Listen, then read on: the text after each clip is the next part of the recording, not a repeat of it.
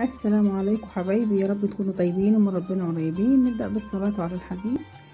كل سنة وانتم طيبين. النهاردة هنعمل عصير البرتقال في البيت.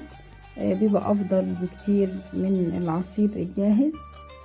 الحمد لله احنا في رمضان والبرتقال موجود والجزر موجود. احنا جبنا 2 كيلو برتقال بسرة، عليهم نص كيلو جزر. البرتقال بسرة بيبقى مسكر، ما بيحتاجش منه سكر كتير وفيه مية اكتر وطعمه بيبقى حلو.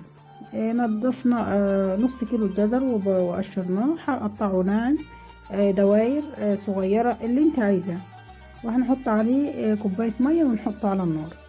على ما يستوي هنقشر البرتقال، هنقشره كويس، مش هنخلي فيه القشرة البيضة، هناخد القشرة البيضة مع القشرة اللي فوق عشان ما تمررش. والبرتقال البسرة طعمه مسكر، وبحس ان هو مفيهوش الياف خشنة، حاجات خشنة، فبيبقى البسرة افضل عن البلدي، وحسب الرغبة يعني، اللي عايز ده موجود واللي عايز ده موجود في السوق. بس ده بحس انه مسكر اكتر ومش محتاج يعني سكر. قطعناه خلاص اهو، هنحط عليه السكر. احنا مش بنحب الحاجه مسكره، وهو في طبيعته مسكر، فما حطيتش حتى الكوبايه كلها، يعني كوبايه سكر خليت فيها حبه. الجزر استوى خالص اهو،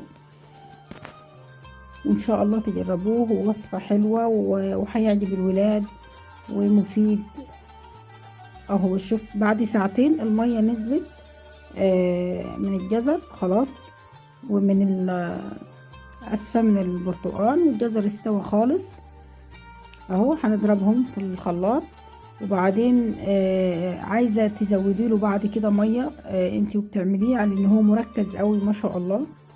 عايزه تديه كده لولادك برضو ما شاء الله حلو.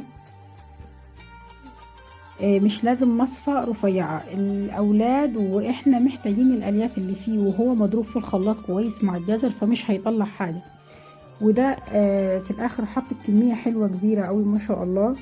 ويا رب تكون الوصفه عجبتكم، وربنا يا رب يجعله رمضان كريم علينا جميعا، وإن شاء الله تجربوه ويعجبكم. شكرا، ما تنسوش التعليقات، والسلام عليكم ورحمة الله.